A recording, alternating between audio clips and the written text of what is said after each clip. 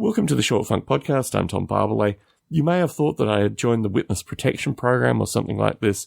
You'll certainly notice that my voice is deteriorating through these recordings, but I wanted to talk a little bit about the phenomena RLEI, which is a collaboration between the City of San Jose and Catholic Charities as a means of trying to get various folks in the community some sense that they have some power with regards to these. Some would call them parasitic businesses. I would call them predatory businesses. These businesses that exist in the community that just create strife in the community. And really, these are not high-profit businesses. These are just businesses that are protected through a variety of city-based rules. Now, the City of San Jose is very curious. Prior to Proposition 64 becoming law, the city spent about 2 weeks criminalizing and illegalizing every aspect of cannabis with the view that the City of San Jose didn't want any part of Prop 64. This takes, if you work out how much money they make, this is about, $150,000, $200,000 worth of money. If you include all the salaries of all the folks involved, probably breaking at least $1 million just wasted on this thing associated with legislation that was overwhelmingly passed by the California electorate. And this is the nature of the City of San Jose. They love creating laws.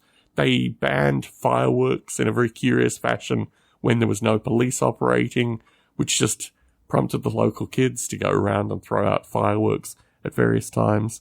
I think actually in the new genre of pick a town, pick a crime, pick a circumstance, San Jose is probably only 2 or 3 years away from this degree of analysis. But the thing that concerns me about RLEI, the thing that concerns me associated with individuals in the community taking out small claims filings against businesses is firstly, RLEI offers no legal protection. They're not legal in any way, shape or form. In our case, in our part of the city, it was just some elderly dude that came out and ate pastries and talked about previous court cases. And he said quite clearly that RLEI was going to give no backup support. They were just going to give advice associated with these things. If you're familiar with small claims civil law in the US, it's possible for those that are being sued to countersue. And this is my real concern associated with RLEI. When I'm looking at businesses that are close by my property, that are clearly criminally oriented, that have also made threats against me, various other members of the community, to take out a small claims filing as an individual or even a group of individuals doesn't appear to give any legal protection.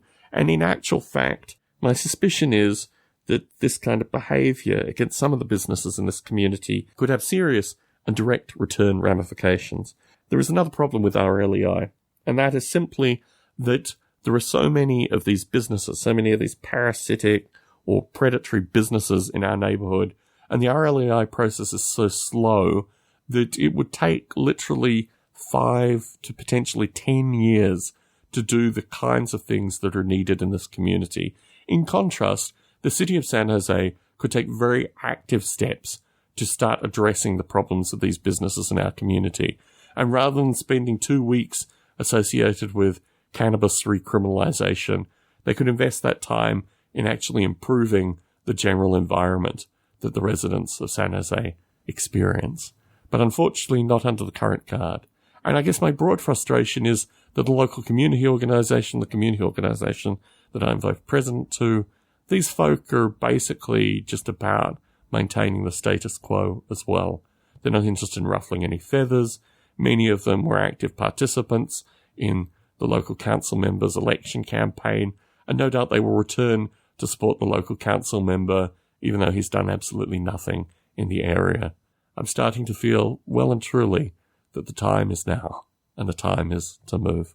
Tom Barbalet, mysteriously still in San Jose, signing out.